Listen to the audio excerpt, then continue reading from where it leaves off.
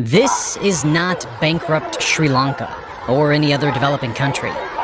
This is the scene in China, the world's second largest economy.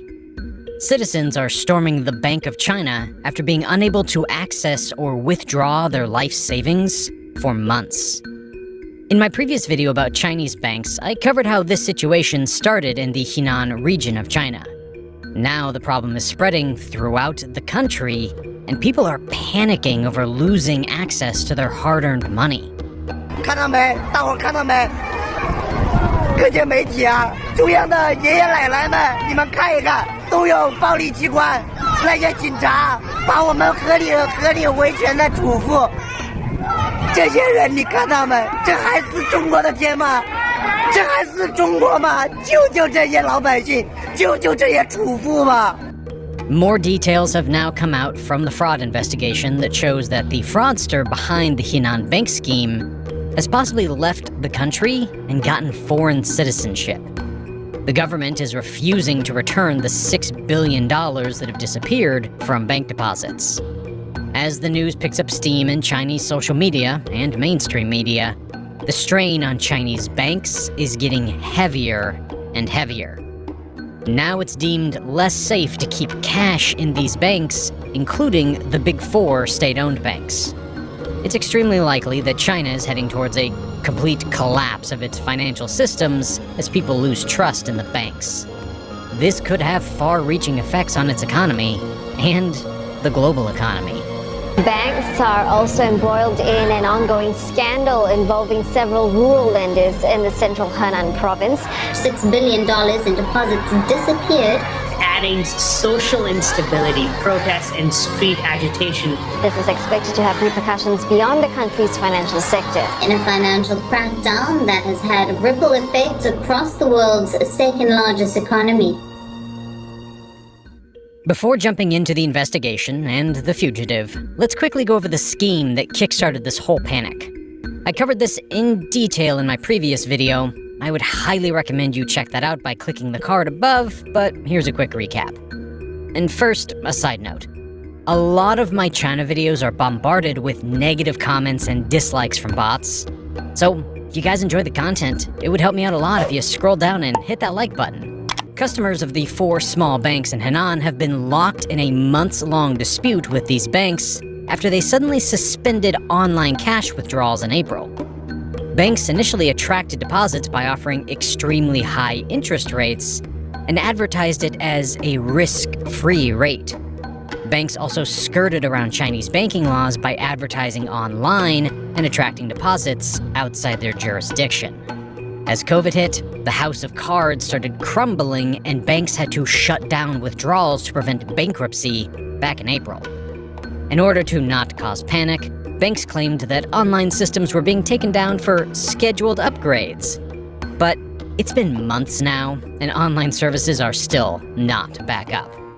When depositors go to the ATM to withdraw their cash, it seems to decline the transaction and eventually it shuts down the card in suspicion of fraud, all in an attempt to stop customers from withdrawing their own money. 3 months later, customers still have not been able to access their funds, which has led to various protests and other actions.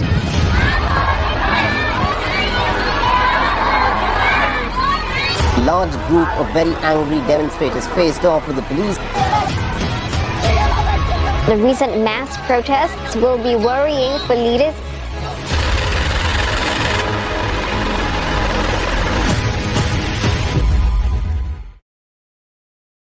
Later on, we'll see how this panic is now spreading to other provinces and the entire Chinese banking sector. But first, let's go over what the authorities' investigation has revealed. Authorities found that 4 banks in Henan had one commonality. And that commonality was Henan New Fortune Group, who was a shareholder in all 4 companies.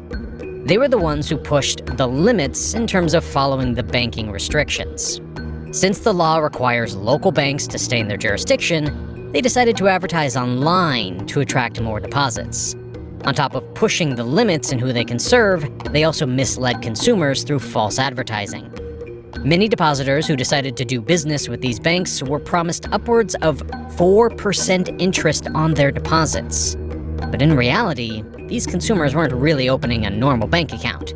They were in fact investing in financial products, two completely different things that customers would learn later down the line. Remember these points, as this becomes a bigger issue when the CCP decides to get involved. On top of false advertising, these new deposits didn't go to the banks. Oh no. Henan New Fortune Group colluded with bank employees and made sure that customer deposits went straight to the shareholder accounts. As authorities were made aware of these risky practices, they were quick to charge 2 executives with fraud.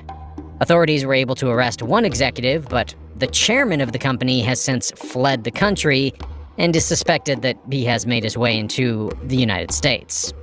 With him are gone the $6 billion that customers had deposited into the bank.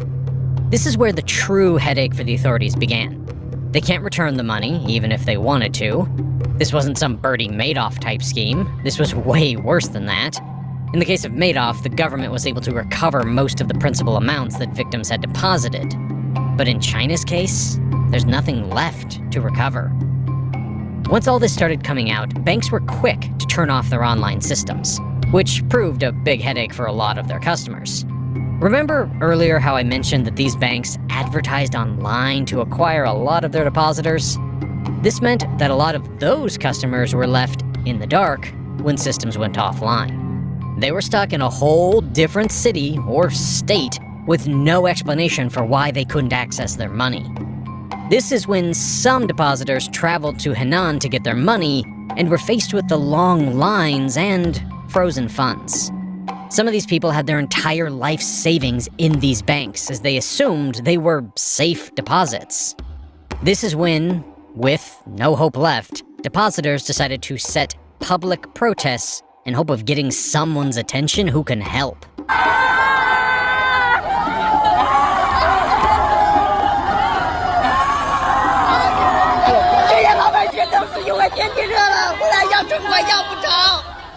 And they got the attention, but, well, not the kind they were hoping for. Within hours, swaths of local security forces showed up to disperse the protesters, warning them that they were an illegal assembly and would be detained if they refused to leave. Later videos posted on social media showed the scene turning violent. One video showed an unidentified team of men in plain black or white clothes, who many have speculated were part of security forces, being pelted with water bottles and other objects as they charged into the crowd. Another video showed individuals being shoved and dragged down the steps by the same plain-clothed men, with some protesters left with broken bones and eye injuries. Experts have pointed out that these plainclothes men are security forces sent by the government to shut down protests. But the power abuse does not stop there. To deal with the growing number of protesters who were traveling in from different regions, some local officials changed the codes of the personal health apps of more than 1,000 depositors to imply that they were at high risk of having been exposed to COVID-19 and prevent them from protesting. This made the situation worse, as the news of power abuse went viral on social media and only exacerbated the panic. One question everyone was asking is, what happened to the government-backed insurance? Similar to FDIC insurance here in the USA, which guarantees up to $250,000 of depositors' money, China has their own bank deposit insurance. A lot of protesters and onlookers wondered, why hasn't that insurance kicked in? Well, hold on tight, because this is where the real finger-pointing begins. Remember earlier when I said that these banks advertised their services as normal deposits, but in reality customers were investing in wealth management products? Yeah, about that. Only regular deposits are covered under deposit insurance, which makes sense as investments do carry risk. The only sucky part is that all these customers thought they were putting their money in as normal deposits and were getting 4% returns, only realizing after the fact that they had been duped. So, some customers decided to take the banks to court in hopes of recovering their money. The court basically said that the bank can't be held liable as it was the employees who colluded with the Henan Investment Group, not the bank. Everyone is just trying to shift blame to the next guy, all while average citizens are suffering. Now, this is where the CCP puts out a statement to calm the crowds, right? Well, no, not really. The CCP basically said that everyone should look into the numbers and financial statements of the banks before depositing your money. Don't fall for false advertising. Always make sure your money is going in insured banks and not in wealth management products, as only deposits are insured, not wealth management products. Well, I guess it was a little too late for that warning. Now, this news spread like wildfire on social media. People are starting to lose trust in the safety of their money in banks. There are viral posts telling people to withdraw their cash and keep it in their house. Now, if you know anything about the modern banking system, you can see why that's not a good sign for any economy. Most countries work on what's called fractional reserve banking. Here's how that works. Let's say the central bank sets the reserve requirement at 10%. So whenever you deposit $100 in the bank is only required to keep 10% of that in the vault, or $10.